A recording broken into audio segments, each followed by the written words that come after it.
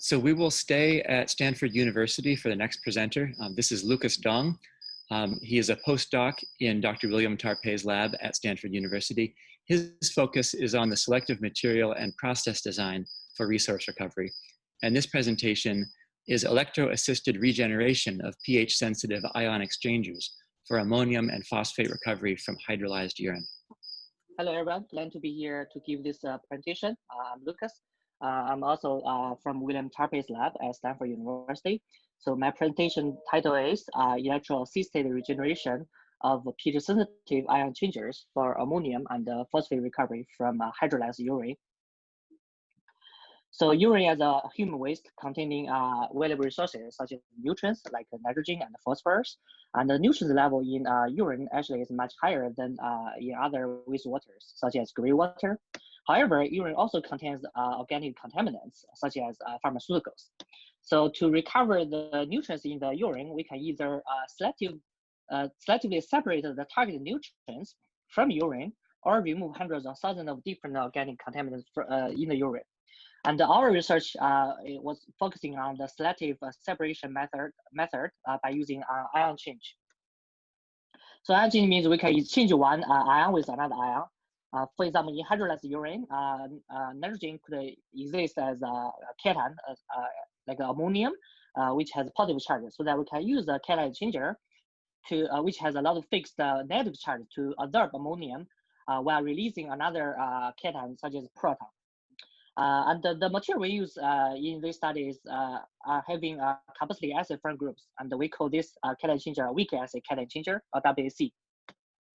And similarly, we can remove anionic phosphate by using an anion changer, and the conventional anion changers are having positive charged front groups, like quaternary ammonium front groups. And as described by the previous my colleague during the previous presentation, we can load some metal oxides such as ferric oxide nanoparticles into this anion changer to enhance the selectivity towards a ligand like phosphate. And we call this a hybrid anion changer. We call this a hybrid anion changer, or HX. So while both these materials are commercially available, however, the challenge remains on their regeneration. For example, WAC requires a strong acid regenerant, and HX requires strong base regenerant. And both of these regenerants are hazardous chemicals, which has extreme pHs, which creates difficulties for their storage and disposal. And also research have shown that these chemicals can contribute to a lot of energy consumption and greenhouse gas emission during their production and transportation. So with adverse environmental impacts. And most importantly, using these conventional regeneration methods, the recovered nitrogen and phosphorus are in liquids with extreme pH, which hinders their direct utilization as a liquid fertilizer. So to improve the regeneration of the two materials, we create a new process, which includes two operation cycles. So during the removal cycle, we use a regular two-column system, and we can pump hydrolyzed urine through the two columns containing HX and WAC, so that we can remove nitrogen and phosphorus from urine. However, during regeneration, instead of the input strong acid and base, we use electro-assisted chemical water splitting method, so that we can only input tap water mixed with a very common household salt, such as sodium chloride, and then we prepare the solution as electrolyzed, and then we can introduce electricity to induce a hydrogen evolution reaction in the catholyte, and oxygen evolution reaction in the anolyte. And as a result, we can produce a mild base such as pH-11 catholyte to regenerate HX, and then produce concentrated phosphate solution, and then using the pH-3 anolyte to regenerate WAC to produce a concentrated ammonium solution. And we expect to produce to recover the nitrogen and the phosphorus in liquid with a mild pH as a final product. So because we are trying to replace strong acid base with mild acid base, so the fundamentals that enable the improvements is because of the pH sensitivities of the two adsorbents. So this figure shows the HX capacity at different pH values.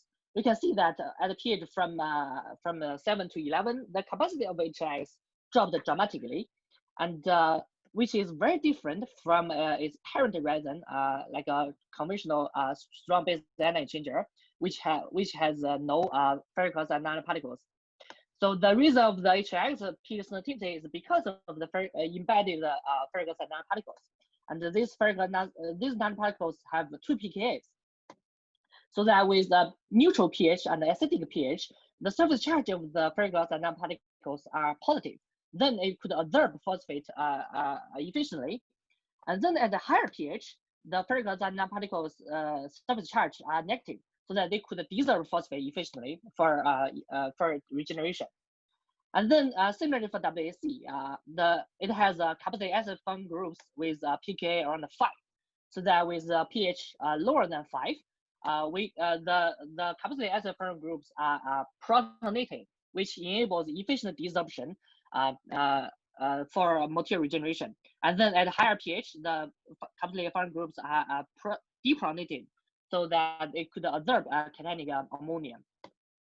So usually the pH sensitivities of these two absorbents are viewed as a limitation for absorption. However, we are trying to leverage this pH sensitivity for regeneration with mud acid base. So we first examined the electrochemical mud acid regeneration production using electrochemical water splitting setup. So this is showing the lab setup with the electrochemical cell and the pump, and also two bottles of electrolytes. And the pH changes in the analyte and the catalyte showing that we can produce pH 11, pH 3 solutions at the same time within a short time, around 40 minutes. And this simultaneous mud acid base production was only with the input of tap water with around 1000 ppm sodium chloride, so that we can avoid strong acid base inputs and significantly enhance the practicability and also sustainability of the process.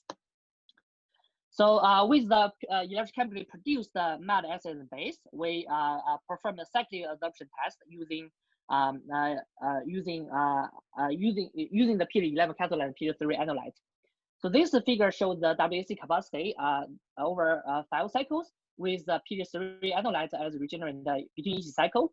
We can see that we can maintain around 70% capacity for WAC. And similarly, we could maintain around 60% capacity of HX by using the pH 11 cathode regenerant.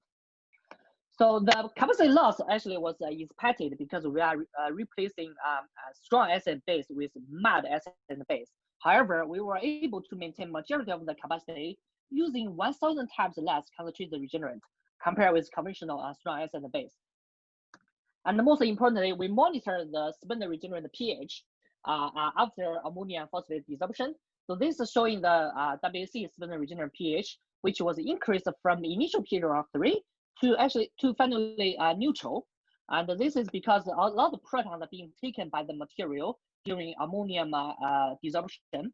And then for the HX, the regenerant, the pH was decreased from initial pH around 11 to around 8 to 10. And this was because a lot of hydroxide were being taken by the ferric oxide nanoparticles during phosphate desorption, so that we could further make the final products with mild pH values, which can significantly enhance their direct utilization as a liquid fertilizer. So in summary, we have shown that ammonium phosphate can be removed from hydrolyzed urine using pH-sensitive ion changers. And the pH-sensitive ion changers enable the regeneration using electrochemically produced mud regenerants.